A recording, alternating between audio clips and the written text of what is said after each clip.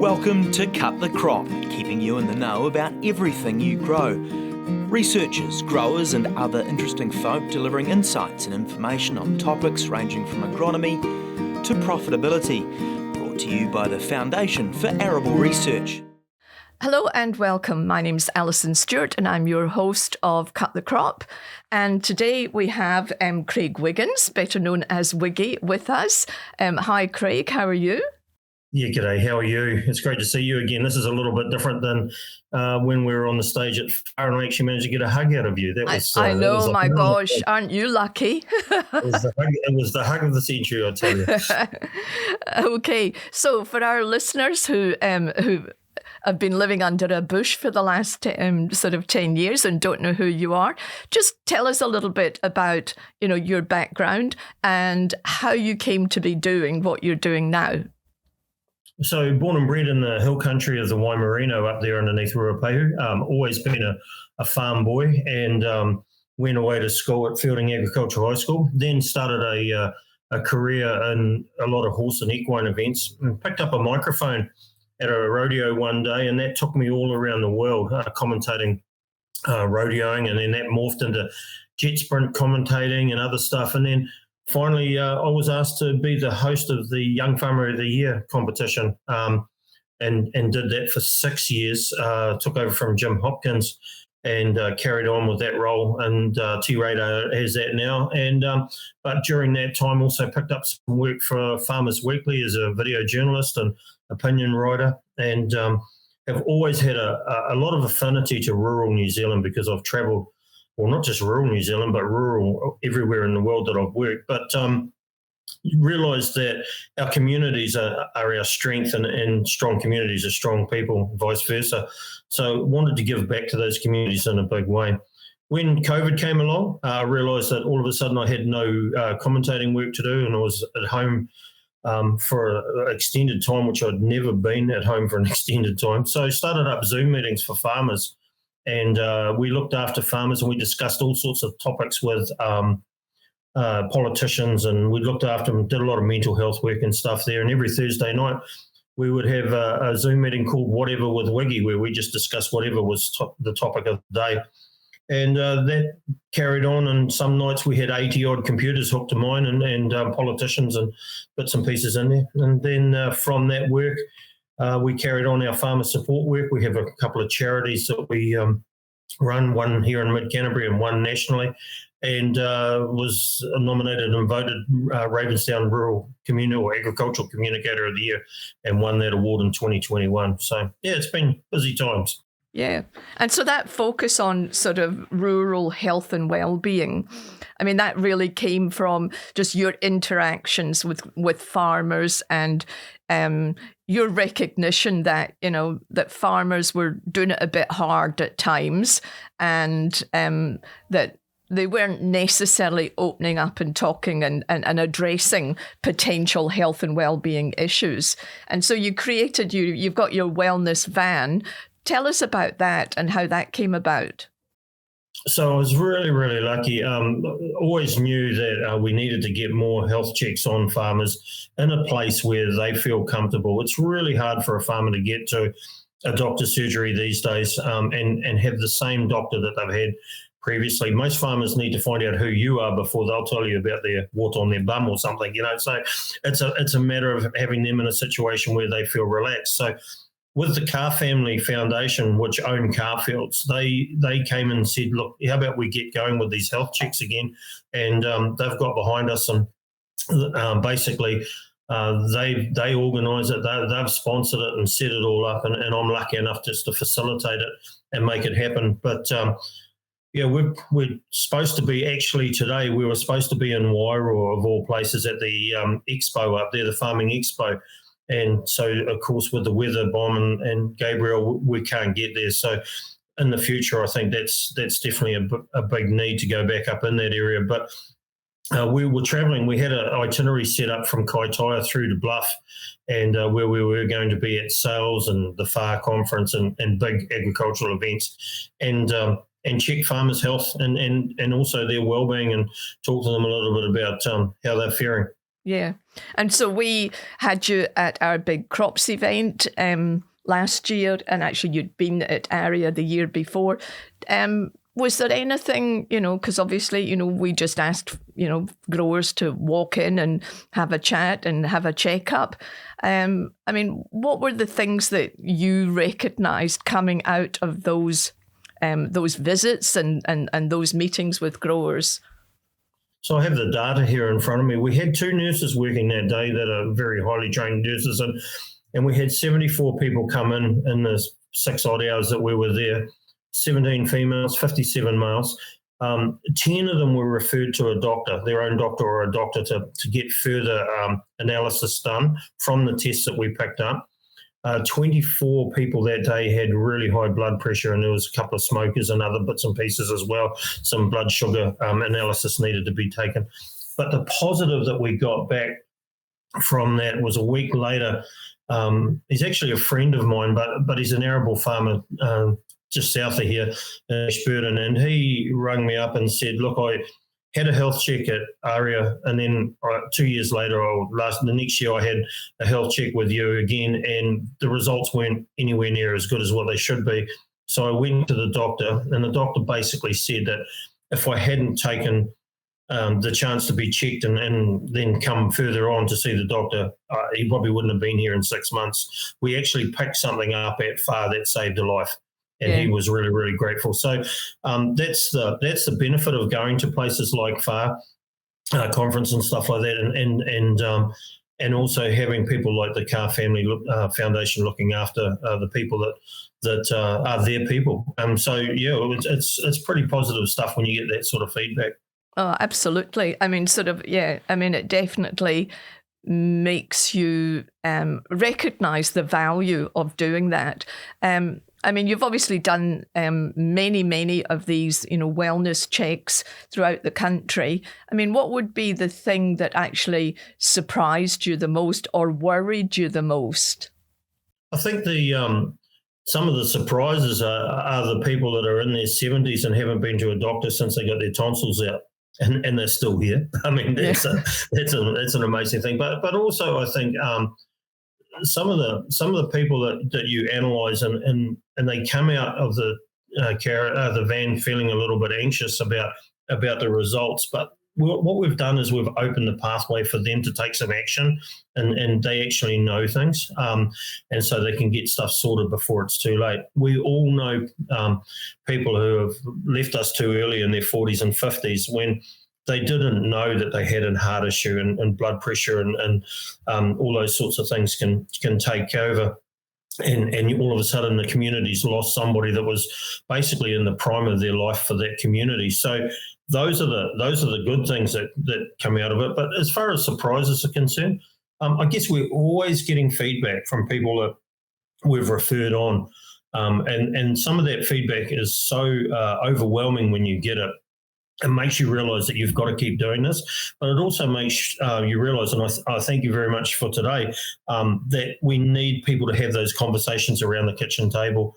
There's plenty of wives out there that are worried about their husbands haven't been to a doctor for some time, and perhaps there's quite a few of our ladies and farming ladies that need to get checked too. We always try and check the ladies in the kitchen at the sale yards and the clerks, the sale yard clerks and bits and pieces as well, because they're some of the most giving people in the world, especially the ladies in the kitchen. You'll find they're on the scouts and the PTA and everything else, but they don't take care of themselves as much because everyone comes first except them. So it's really important that we wrap that support around everyone. Absolutely.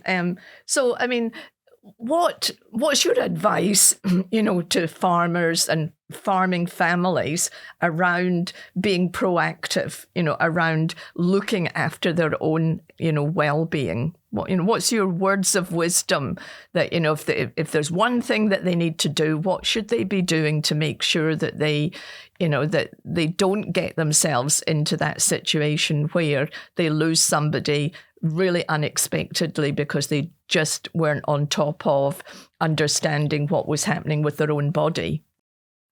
I think take notice of the signs, and I mean the first sign is family history and your own age. I sent some young students home from Geraldine High a little while ago after doing a talk with them, and asked them to ask their parents if they thought that the child or the student was ready to take over the family farm yet, because that could be an option going forward.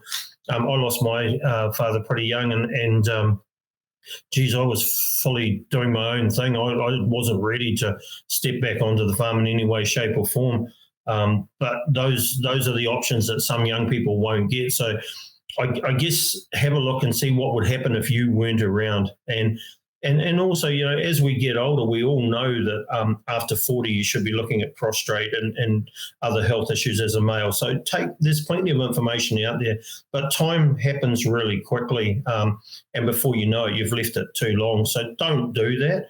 And it's not a bad thing for somebody to nag you to get checked, to be honest. But if they're not taking that advice of getting checked because you're seeing some signs, book them an appointment and drag them there. Like the people around you are the ones that will be noticing the subtle changes. His knee's a little bit sorer than it was.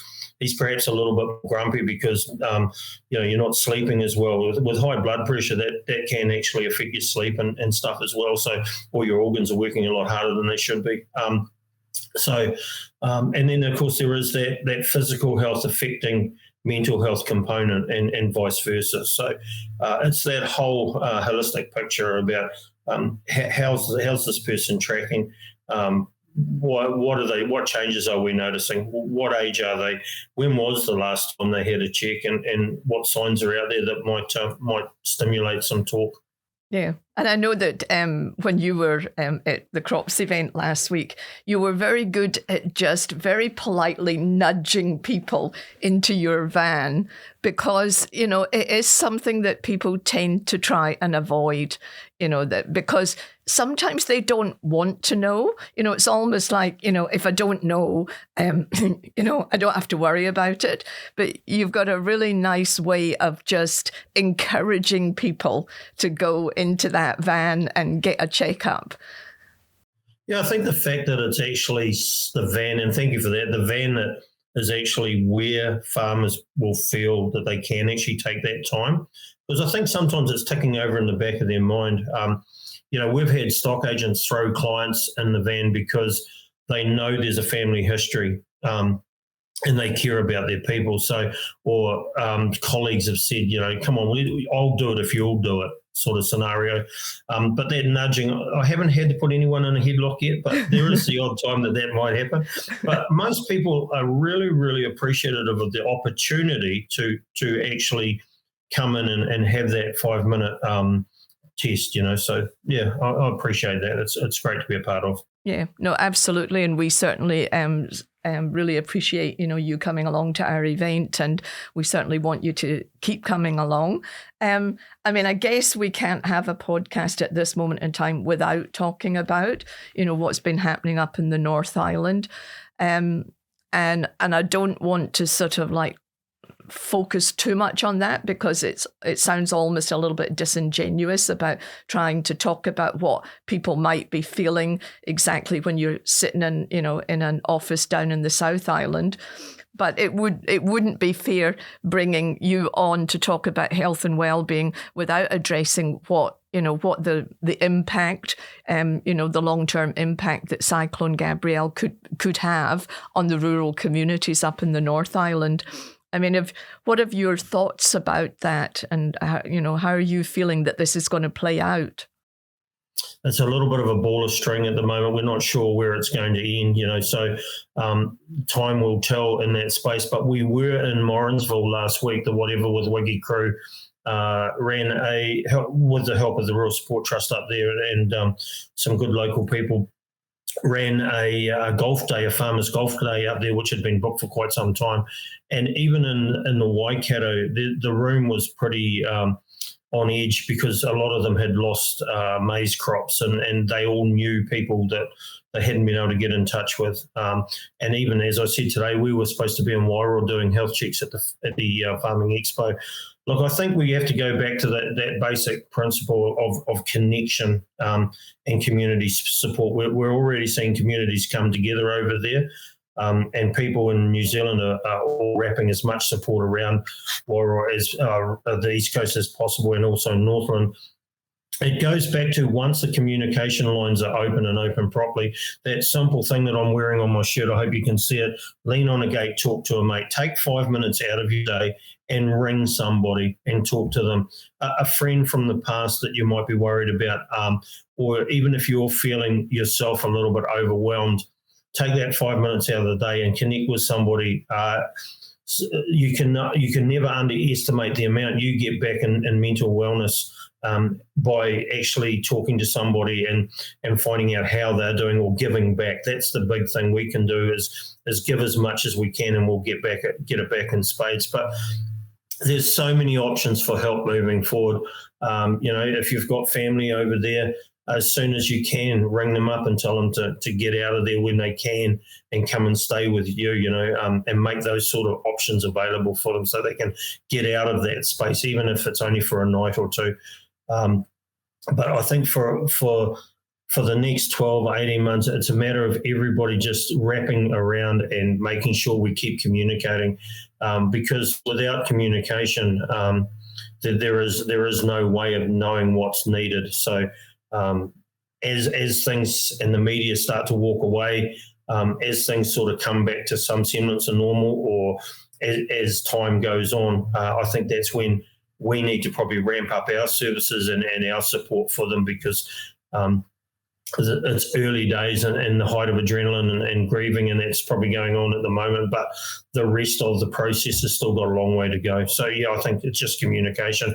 And there's an acronym I use quite regularly, and I stole it off the government's agency, to be honest, but it's called CHUR. Basically the acronym CHUR stands for connection. So connect with somebody, hear them out, listen to them, don't judge, just listen. Then uplift them, tell them that you're on their side and that you'll do whatever you can to help. And then refer them or reassure them that we've got some options that we can do to look after them in the future. So if you can just remember those 4 things in that line and in that acronym, that's going to be a big help. And it's interesting, the point you made there, and it's one that it's so relevant in whatever crisis, befalls a country. Usually people are fantastic at responding in the short term and everyone's in there to help. But when the immediate crisis, is over and people are then in the recovery space, often people think, oh, that's fine, I don't need to worry about them. But actually those individuals have been carrying long-term stress, and you do actually need to keep in touch and connect with people for a lot longer than the immediate short-term crisis. It's that long-term impact that is actually that really, drains people's mental well-being. And I saw that, like during the Christchurch earthquake, everybody was there for the first 6 months, and then suddenly, sort of everyone was on to doing other things. But actually the impact on people's mental well-being was still really serious. Yeah, and it's still ongoing some years later in Christchurch. So, there's lives that have been changed, and unfortunately lives that have been lost. And there is no short fix with this. We're all in this as one country together. And I do believe that it's a big one of the things that will really, really help with mental health and well-being around any crisis is leadership. So if our leaders can get their act together and come up with some plans. I commented the other day that there was quite a bit of talk about climate change 24 hours after Gabriel had hit, and I believe that wasn't the topic that needed to be discussed at that particular time. Some solace, some leadership, and some direction moving forward, and then we'll come back to climate change after we've helped these people that have been affected by this cyclone.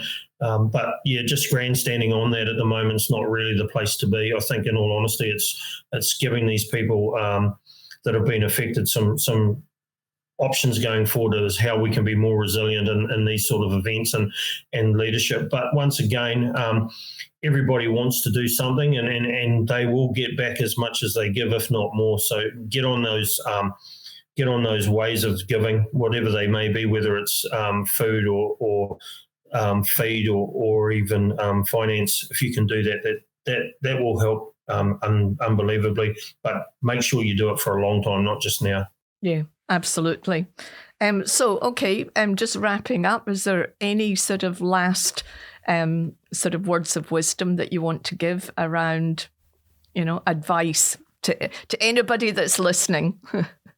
Well, people might not know it, but I'm actually invested in the arable industry as well. I've grown pak choy here this year and hybrid radish, but I also do a lot of tractor driving and a bit of heading for Ricky May up around Methven. So I've been burning in amongst everything we do. I've been burning the midnight oil as well. In fact, the night before last, it was midnight when I got home, and we'd wrapped up the cereal crops there. And I just know how bloody tired you get at this time of year, and how full on the arable industry is through harvest. And it's pretty tough. And guys, with weather and crops have been a little bit hard in mid-Canterbury to get in, especially grass seed earlier on, stuff like that. Just once again, just don't react. Make sure you just get in there and respond. Think about what you're doing.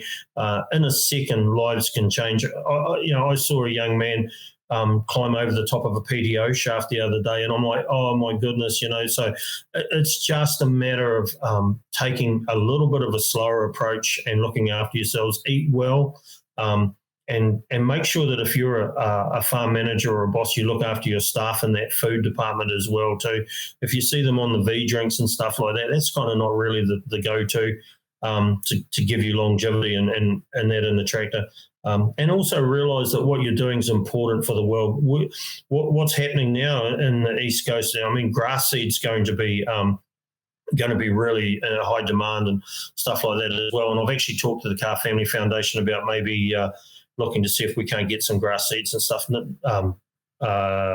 donated to head up there. But yeah, just once again, this is the hardest, busiest time of the year for everybody, and especially in the arable industry. Just make sure you look after yourselves. And again, connect with people. Maybe pick somebody's children up off the bus if you know they're harvesting, and look after them for the night. And just do those things that make us a really good rural community. Yeah. Excellent. Thanks. And thank you for everything that you do, Wiggy. I mean, sort of FAR really appreciates, what you do, and I know that our growers do as well. So thanks very much. And thank you, listeners. Have a safe day on the farm.